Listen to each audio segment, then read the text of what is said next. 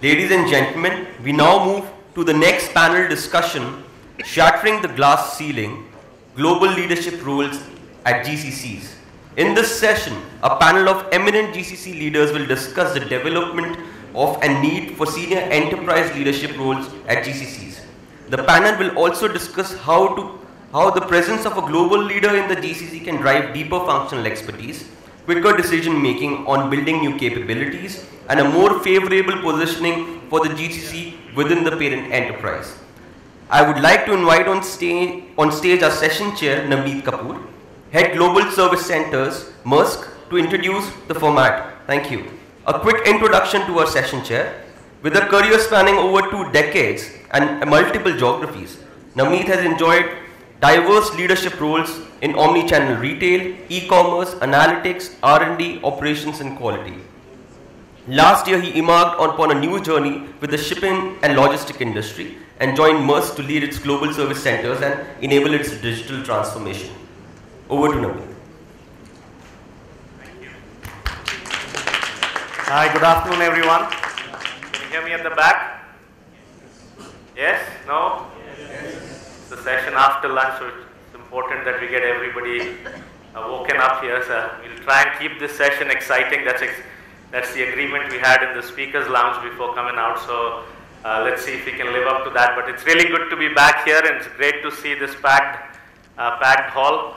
You know, a few years back, there was a lot of discussion whether GCCs or GICs or captives, you know, would survive, and are they really a competitive differentiator for enterprises? And then to see this packed hall today and a growing number of GCCs in this country and around the world, it's clear that you know, the world shifted significantly in regards to the positioning of the GCCs and the roles they play in driving the global transformation of enterprises. And today's topic is actually very close to that broad theme of driving transformation, and it's about you know, shattering the glass ceiling within enterprises through roles in GCCs that are at senior enough levels. And what we're talking about here are not titles, right? We're not talking about the global CEO of India titles or fancy titles, but really having the right positioning in the company to influence agendas. Do we have GCC leaders who are shaping the transformation journey, who have the right insights that they can bring back to the GCC and help develop them into innovation centers? This is a topic that's clearly very close to my heart, and as we look around the room, we also know that there's a wide spectrum of evolution in regards to you know, leadership roles being present in GCCs. Some GCCs are just getting started and you know, still figuring out the cost arbitrage play, while others, there are few that are at the other end of the spectrum. They're leading the global transformation of their enterprises, driving transformation, coming up with new products from the GCCs. And clearly we know that if that's the case, then the role of the leadership is very, very important. And today we'll talk about you know, what value does senior leadership roles in the GCC create for the enterprise. While it does, you know, senior leadership roles in the GCCs are of course good for the local team, the geography, and creates a roadmap and a growth path for the teams here, but that's less important. You know, what we want to talk about is why are they so important for the global enterprise and the value creation that ensues when you have the right seats at the table, at the CEO table, at the CXO table, through the roles at the GCC. And then we'll talk about how can enterprises help us get there, what's the role of the headquarters leadership in that regard, and what's the role of the GCC leaders in that regard, and then we'll open it up for discussion. But before we go any further, let me take this chance to introduce the esteemed panel we have here. We got Daniel. I learned his last name, but I'm now struggling to pronounce it, so we'll just say Daniel, who's the MD for Falabella, all the way from Chile. So please welcome. And then we got Terry Wright from Invesco, who's based out of Hyderabad, country head for Invesco from Atlanta, Georgia. Welcome. And then we got Harry Egger from UBS, who's here from Zurich, and all of these gentlemen have been in the country only for a few months right now in their role, so it's a little bit interesting that we're talking about this topic, but most of them are new to India in regards to being based out of here, but they've all traveled here in the past, so we'll use that as an excuse to dive deeper about their experiences here as well. So with that, let me move here and start the conversation. And really, I'll start with you, Harry, and say, why do you think this topic is so important, and what is your role here in India in regards to the GCC, but also in regards to the global enterprise, and how do you think you're shaping the agenda for the company? Thank you very much. Yes, indeed, you're right. I just landed in India, I think, 4 months ago, January the 3rd. And my mandate is relatively a simple one. On one side, I became the UBS head of India, so taking on responsibility for our business franchise, but also for our huge talent base in India, which we just have started to build up in 2015, 16, and 17. And on the other side, to be honest, the reason why I'm here is a relatively simple one. I'm also head of group sourcing. So group sourcing is actually taking care of all the GCCs globally, internationally, and also all the third-party spend of UBS as a group.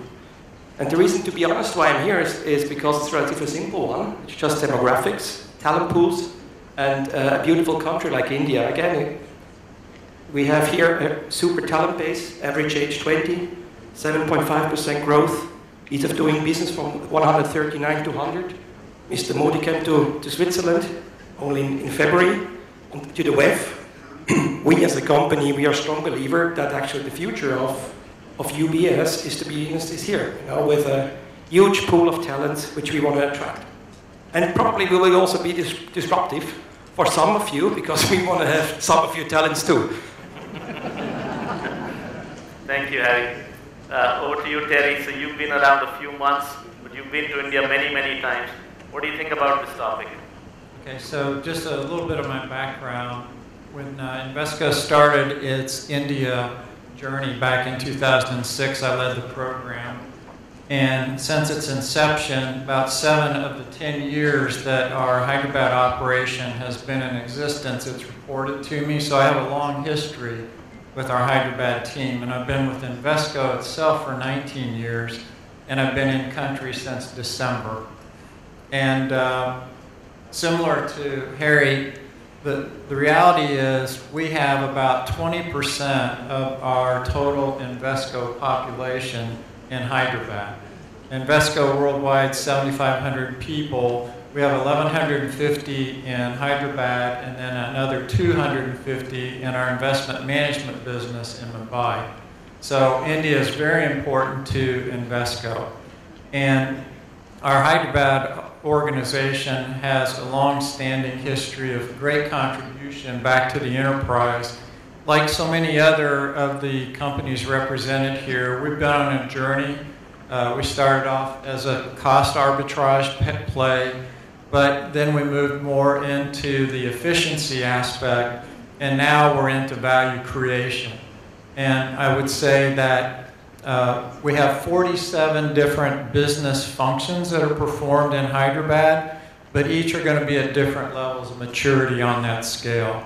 But in several cases, the subject matter expertise in Invesco is located here in India and in Hyderabad. So this is an incredibly important part of our organization, both from an innovation perspective, but also it's critical to our global support. We run 2 shifts and probably support better than 70% of the business from our Hyderabad location. Thank you. Thanks, Terry. Daniel, you've been here again a few months, and you recently set up perhaps one of the first few GCCs from South America here. And you also hired one of my ex-colleagues to lead your e-commerce for Falabella globally. So what's the thinking? No hard feelings. No hard feelings. I like the guy. So what's the thinking behind that, having your head of e-commerce based out of India for a South American company? Yeah, so hello everyone, first of all. Yeah, so my name is Daniel. I'm the MD for Falabella, as you said before. So yes, we are a company based out of Chile, South America. So we are the new kid on the block in Bangalore's, GCC ecosystem. So I think I'll give you a little bit, I'll take 30 seconds to give a little bit of, insight in terms of this. So Falabella is one of Latin America's leading integrated retailers. We operate in 7 different countries, all across South America and Mexico. We operate five different business units, department stores, home improvement, supermarkets, real estate through shopping malls, and lots of financial services. We have a bank, credit cards, insurance companies, you name it. Now it's a different market, this is South America. So for us, this was a really bold move coming to India. I think Chile has almost no presence here in the country. Few South American companies. So yes, this is really important for us. We were looking for talent. We knew this guy worked for you, so we hired him. And I think that's basically the approach we took. Since this is a bold move, we're putting our bet in a really good, basically talent. So that's why we hired. We're talking about Ashish Grover. He's VP for the entire e-commerce right now, and he's got this global position for Chile, the rest of South America, and also India. So the entire operation of e-commerce is going to be driven from here, from India. So I think that's interesting. That's the approach we took. Let me probe deeper on that and start with you, Daniel. So why base this position out of here? Why do you think it's important to have senior leadership roles based out of here? That clearly is an aspiration I think many would echo in this room, that the more roles we have at the senior level, it's better for the GCC, but we also know it's better for the enterprise. In fact, it's absolutely critical for the enterprise to have the right seat at the table represented from GCC. So what was the thinking there, and what are you seeing in the early days with this change? So I think that's a really good question, and I think that everyone here in this room should reflect about this. I mean, why are you here? Why did your company thought about setting up a GCC here? And for us, the answer is really simple. You have to choose very carefully what functions you should bring here, what makes sense, at what point we're starting with this. And so for us, it made sense to bring the entire e-commerce capability here to India, because you said it before. I mean, there's a talent pool totally different if you think about numbers. Maybe, and I'm guessing, I didn't look for the exact numbers, but maybe if you add together all the populations of the different countries in South America, they're not going to be put together, not even half of India. So that tells you about, the talent pool in general that we can reach. That's not going to happen in South America. And we also know that we are, I would say like 5 years behind the industry in many things. So there's lots of learnings that we can get from here. And I think that's what's the critical rationale behind it. Very good. Harry, I'm going to look at you, and we were having this discussion earlier where you mentioned that you're not even the head of the GCC here, you're actually the head of global sourcing, and part of that is having responsibilities around the GCC. But you're sitting out of India for a company that's not based, not headquartered out of here in a global role. How does that help the enterprise? How does it help the GCC? Where do you see this evolving to?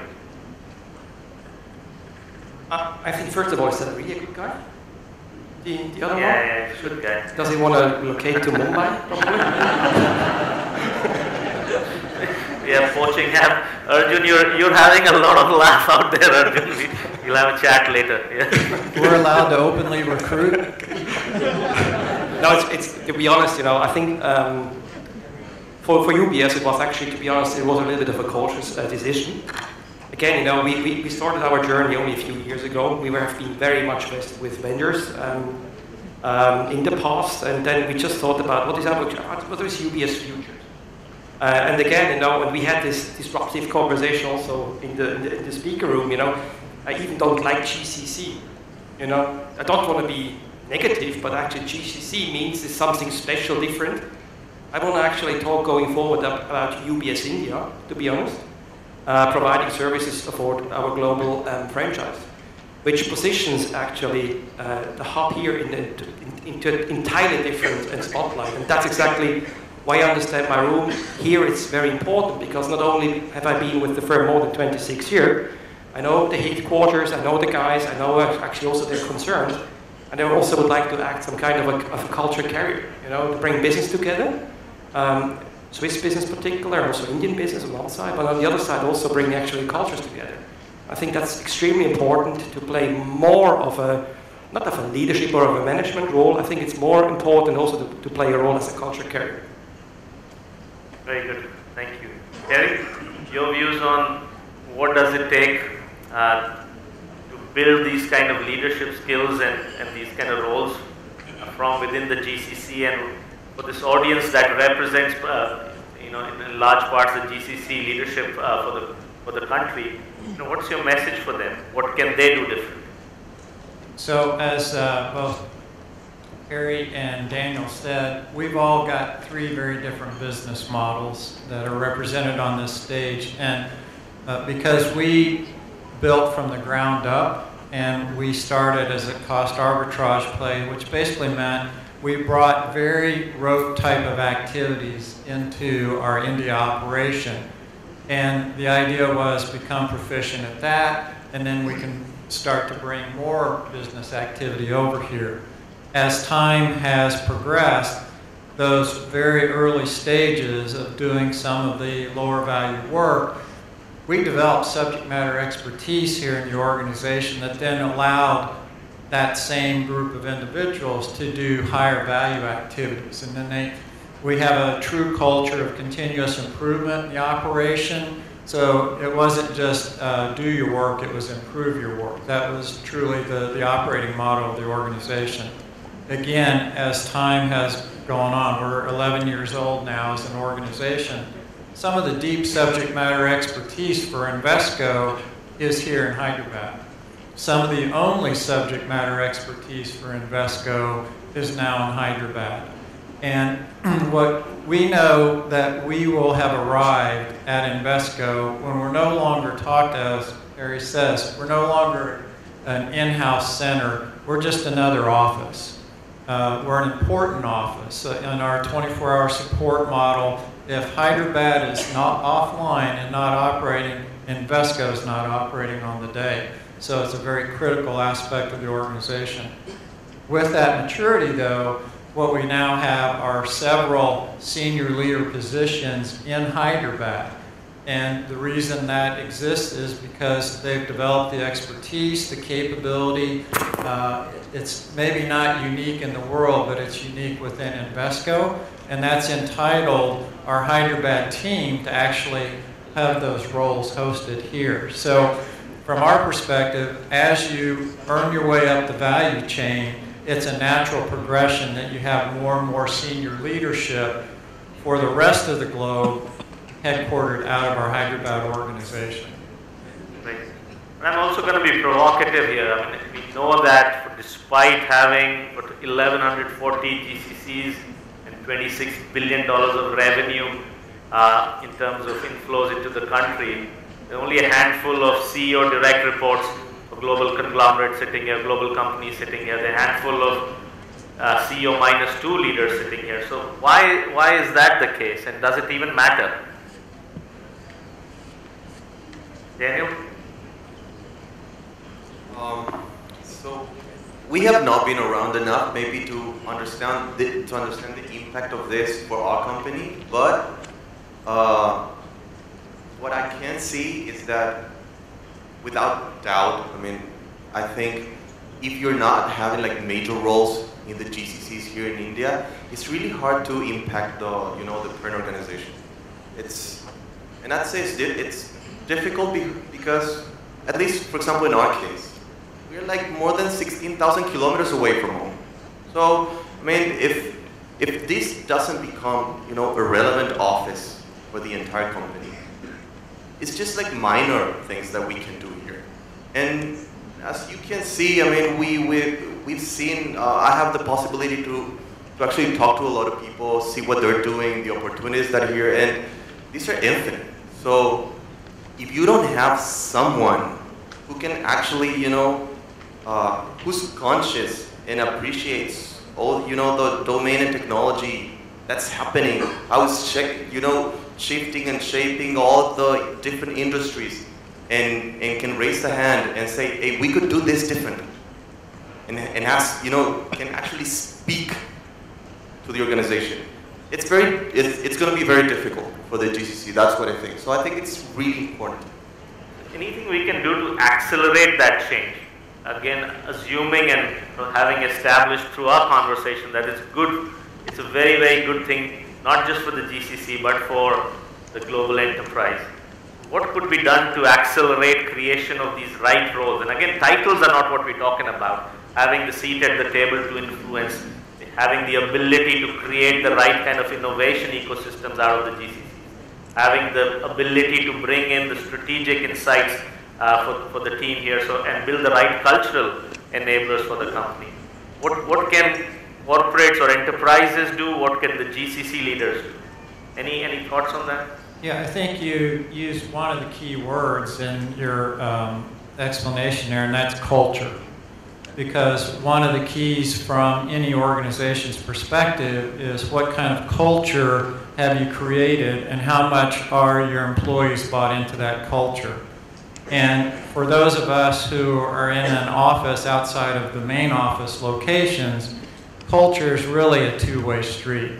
We have an Invesco culture, so that if you walk into an Invesco office anywhere in any of the 30-some-odd countries that we operate, you know you're at Invesco. But there's always going to be regional specifics and acclamations, if you will, that apply from a cultural perspective. So what we find ourselves being are culture ambassadors. And that's kind of a two-way responsibility. You're partly an ambassador for the rest of the organization back into your India organization, but you're also an ambassador for your India organization to the rest of the organization. And one of the things that we established is it's very important from a leadership perspective to be well networked into the rest of the organization, because you can help make sure that the right contacts are in place. I think we all understand that in some organizations you can spend an inordinate amount of time trying to get to the right people in order to make things happen. But when you have someone like Harry that's got 26 years, excuse me, I'm 19 years with Invesco, Daniel 6 years, we know the people in the organization for the most part, and we can shortcut a lot of those communication networks, and we can just put people in direct contact with the individuals. And from an efficiency standpoint, it's hard to put a value on that. Thank you. Harry? Sounds so great. There's not much to add, to be honest. No, but I think, to be honest, just one point. We also have to be brutal to a certain extent, and that's something actually I've also experienced quite often with my global franchise. There's some kind of angst whenever somebody comes from headquarters. Yes, we are listening to them, we're executing actually the tasks they actually give us, and not much challenging back. So I think, particularly in cultures like ours, it's extremely important that you also challenge day by day the headquarters. Because we have so much to offer, to be honest, and often this doesn't really get mentioned. So again, I just brought our head of HR to India this week, and he's so we do not really find the world. He's so super positive about the talent base. He just can tap into this market, and that's important because those are the ambassadors. They go back. They actually change. They change the operating model in the headquarters, but also actually move more challenging, interesting job to where the talent base actually is. And to be honest, again, demographics, talent base is actually in countries like India. It's not in continental Europe anymore. Aging population, you know that. Average age in Switzerland is probably 50 plus. So we really have to embrace the change, we have to embrace the challenge, and we have to look at global opportunities everywhere. Great insights from all of you, and I would add a few personal comments here. I think the time has never been more ripe to step up as GCC leaders and drive the transformation. I think there's a wealth of knowledge and experience in the room here, in the GCCs that we all represent. And it's important to build a deep point of view that can help accelerate the changes that our companies, our global parent companies are going through. And in many ways, we have to give ourselves the permission to do that. I think that part of the change will come through the transformation that's happening in the headquarters, through the leadership there. But a big part of this responsibility lies with us. There has been, and often there are situations where some of us, all in our teams, end up playing the victim card and feeling like, hey, nothing's happening. We're not getting the right opportunity. We can't step up. We can't influence this. Even though I have all these ideas, I can't seem to push them through. And I think some of that lies with us in terms of articulating that deep point of view, having the courage to challenge the ecosystem, going and creating and building new things and pushing them through. Not every time are we going to be successful, but it creates a virtuous cycle of change and disruption that creates in the right seats at the table. So with that, we're going to pause and open it up to questions and see what's on your minds and see if we can answer that through the panel here. Who's got the first question? Yes, right here. Can we have the box that was going around, the mic box? Or you can speak and we'll repeat. Can you introduce yourself, please? No, that really works. Just broke it. No, it works. Finally works. My name is Mani and I work at Siemens. So the question to the panel and yourselves is, how important is the attitude of the incumbent to India? Incumbent as in who? The person who's taking on this global role in India. For instance, Terry's come in, Harald's come in, and Daniel's come in. They've chosen 3 people from there, and they've not chosen your person to take his role directly. Now the question is, how important is liking of India for them? Let's ask them. Yeah. How important is liking of India? I think it's a really good question, but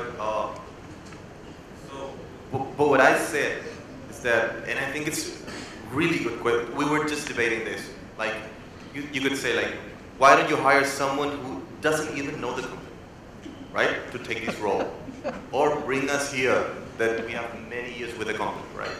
And I'm not talking about being Indian or from a different country, just someone who just is not part of the company, right?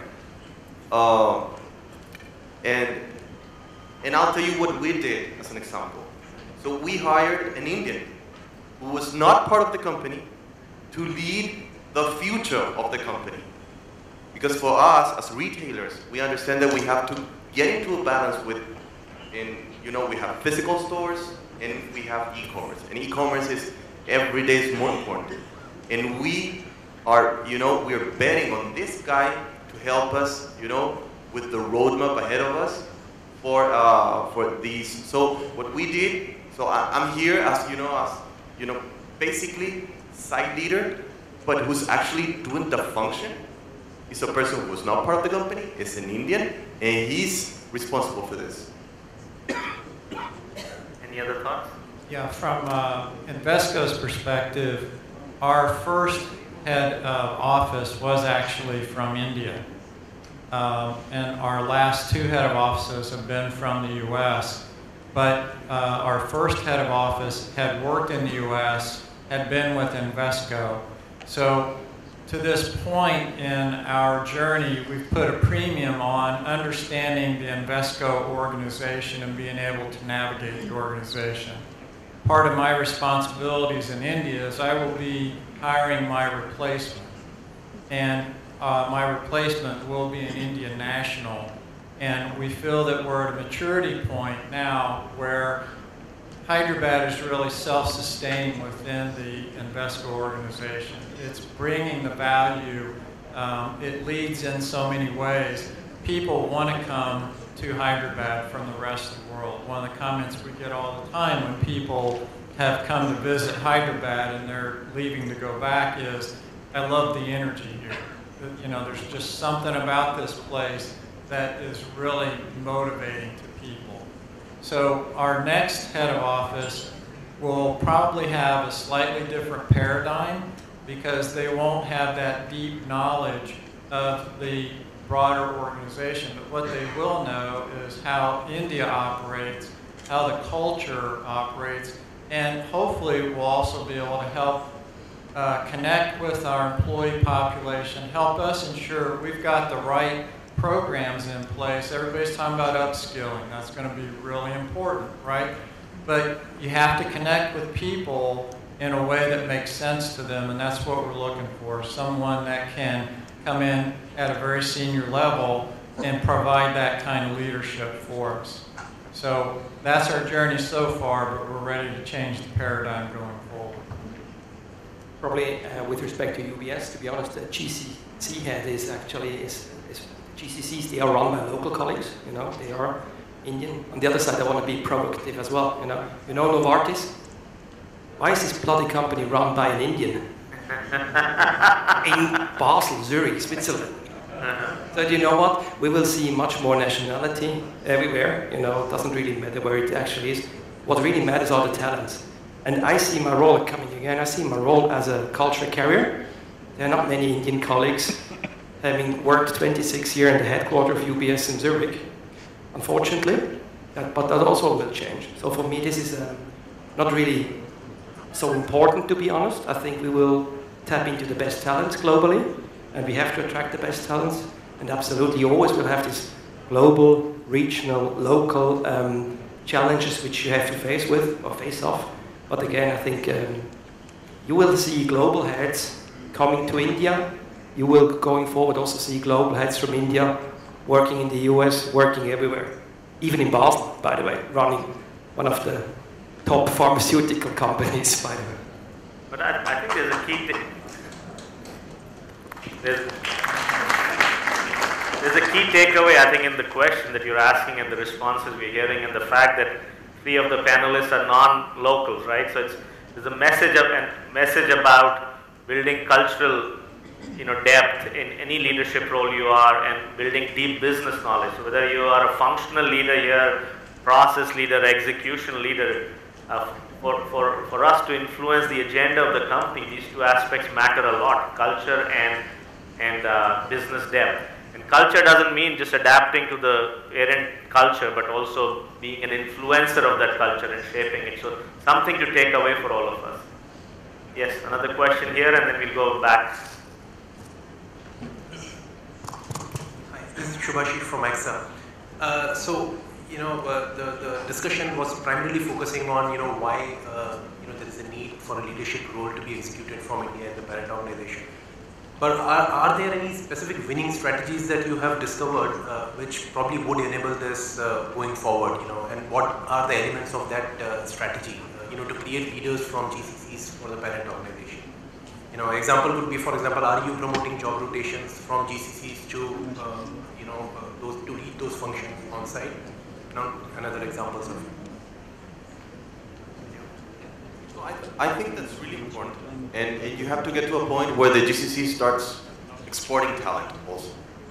See, so because you just said it, Navneet. So at the end of the day, this is an influence game.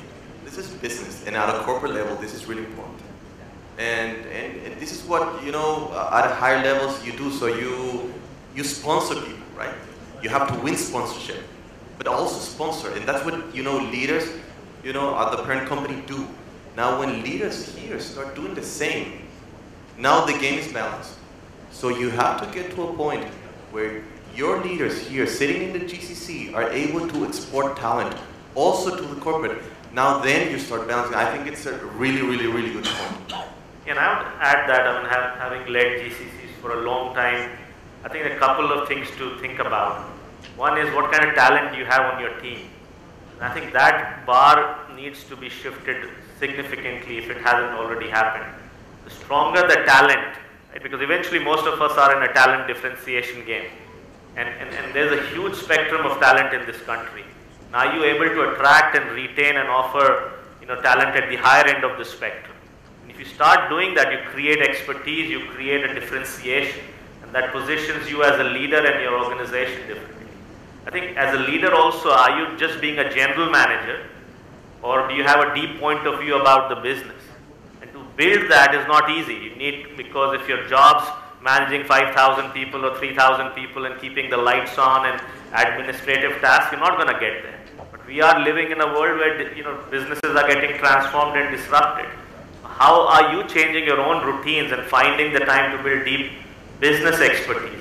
Are you traveling enough? Are you understanding the business? Are you owning a piece of the business yourself or asking for that? And with that, are you creating value? So it's a continual journey, but I think there are a few things that, to your point, can be done in a strategic manner. Investment in talent, building your own business expertise, travel, solving complex problems for the company. More and more, the differentiation is in technical expertise and analytics expertise. So and that offers actually a great opportunity for GCCs to step up and be thought leaders and company leaders. I'd say also one of the other aspects has been these three principles you see on the board, and that's speed. Because for Invesco, one of our realities, we're becoming a flatter organization. And the reason we're becoming flatter is we find that bureaucracy slows down any of our innovation. It slows down our ability to bring product to the marketplace.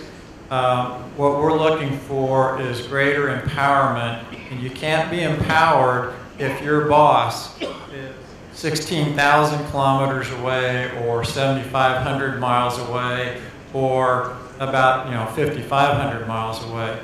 And so it's critical that we have those senior roles in our India organization so that we have that quicker decision-making process, as Navneet said, so that we have that local ownership of the business, greater stake in the organization, and it's going to create even greater value for the rest of the enterprise. The question there?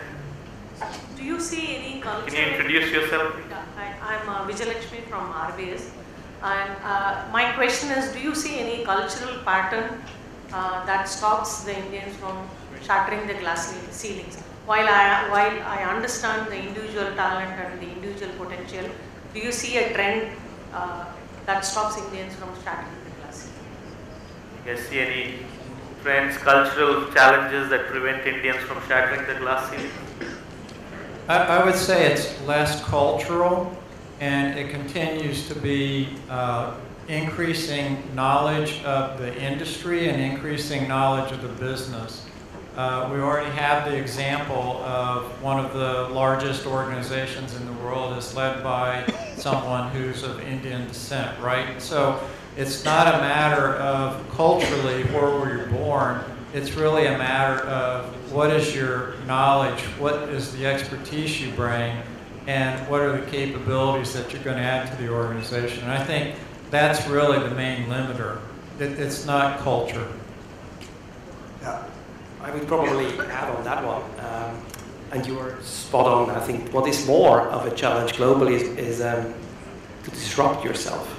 And you also have to think really in a disruptive patterns. When you look at where most of you, including me, where we came from, it was extremely important having had a lot of troops on the ground, working. So it was a differentiating factors. Going forward is about, how much efficiency, effectiveness can you produce for the company? How innovative are you? And again, it's not. I think it's not a cultural thing. It's more, do you really tap into the right talent pools, and can you really attract the right people who do and are willing actually to disrupt your business? I think that's more of the challenge. There's also a reality that we're part of a business organization that may not be present locally. In some cases, there is of course local business as well as the GCC, but in many cases that's not the situation, and it makes it harder to understand the business. I think it's important also to allow yourself to redefine your roles and give yourself, as I said earlier, the permission to say, I'm going to be a business leader, I'm going to understand and build deep expertise and context, and that gives you a stronger ticket to play. Sometimes we don't allow ourselves to do that. Yes. My name is Gurdeep Hora, and I represent a company called IRC Global Search Partners. We are in 45 countries, right from Chile to Poland to China. My question is addressed to 3 CEOs of GCCs with 3 different country backgrounds. Now, so you can't hear you. Can you? Okay. My question is addressed to the 3 CEOs from 3 different countries. We all talk of disruption, we talk of uncertainty, we talk of collaborations, we talk of so many things when we talk of leadership. So if you take out the domain expertise part out from the leadership role, what is it that you see in a CEO of a GCC as distinct from a CEO of any other industry? What attributes do you see in the CEO of a GCC different than the CEO of any other industry if you take the domain expertise part out? So, this is my personal opinion. I think the CEO, I'm going to call him leader. And Paul from DBS, he said it yesterday, I still remember. So the JD for a leader is the same that we've had before. I mean, it hasn't changed. It's just that the JD, like nowadays, really matters. And what I'm trying to say is that what I would expect, and this is my personal opinion, what I expect from a leader who's heading a GCC here in India, at least in India, I would say three things. One, a person who's at least able to create culture. Second, who's really effective in communicating. And third, I would say can, of course, create and deliver value. So if you ask me, what is it? I'm not sure there's a recipe. When you talk about a CEO, I'm expecting a leader. And a leader should at least be able to do these 3 things effectively. This is, that's my opinion. Thank you. Any other thoughts? I think that's spot on, and I don't think that it's really a matter of just the domain expertise that you were talking about. I think it's what kind of leadership qualities does the individual bring? Are they able to inspire? Are they able to motivate? Are they able to get people to buy in to the mission of the company? And then are they able to empower the organization? Are they able to put in the right kind of processes that allow the work to be done efficiently, and it really unleashes the strengths of the employees that you have in the organization? Because one of the things that we find is we have a younger population in our Hyderabad organization, a lot of energy, a lot of enthusiasm. They're willing to work lots of hours, and that's somewhat unique on a global scale. I'm not saying it is only found here, but it is found in abundance here. I'll just add one more thing. I think you all, for those of you who attended the sessions yesterday, you saw a framework about the evolution of the GCC leader, and there was this notion of an entrepreneurial leadership. And I would ask, encourage you to think about that, right? So while the GCC exists to serve the global enterprise and the customers, there's an element of entrepreneurial leadership as well. And what does that mean in terms of creating value, in terms of, building transformative thinking, creating new products that goes above and beyond, delivering on the core agenda. And I think that is important to think, especially in current times. I know with that we're just out of time, so thank you again for listening to us light after lunch, and thank you, panel. Thank you, gentlemen. That was really a fine session, very insightful indeed. On behalf of NASSCOM, as a token of appreciation, I'd like to request Navneet to offer the speaker mementos to our eminent panelists.